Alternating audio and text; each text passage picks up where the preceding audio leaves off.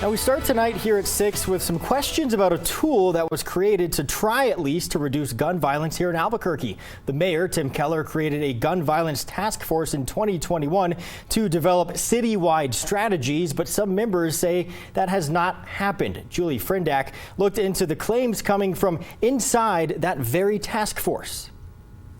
This 3-page executive order from 2021 laid out the seriousness of Albuquerque's gun violence issue and a new attempt at reducing it. Mayor Tim Keller sent this message to the community with his signing of it. There is a message here that we want to make sure that you know that we are taking the fact that there are too many guns on our streets and in the hands of children very seriously going forward. Part of it says a gap exists with respect to identifying actions that the city can take to prevent and address gun violence. 2.5 years later, is that gap filled? One task force member says no. She wanted to stay anonymous, but says the group hasn't met since last fall. Leadership has changed multiple times, and more than a dozen members left the group. That included Miranda Viscoli, the co-president of New Mexicans to Prevent Gun Violence. We got off because we were over capacity and we really wanted to keep our boots on the ground and continue the work we were doing. Viscoli supported and still supports the task force, but recognizes they can come with some challenges. Task forces are complicated, right? It's,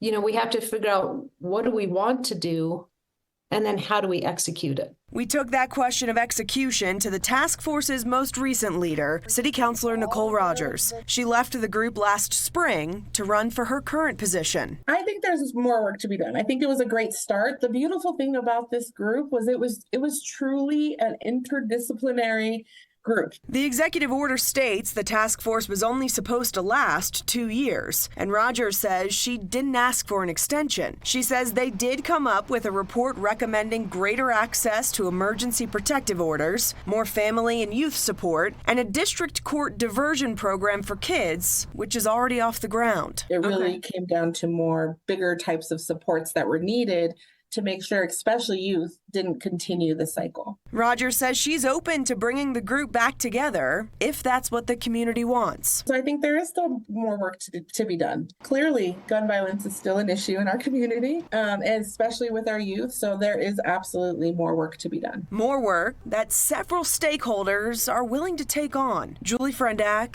KOB4.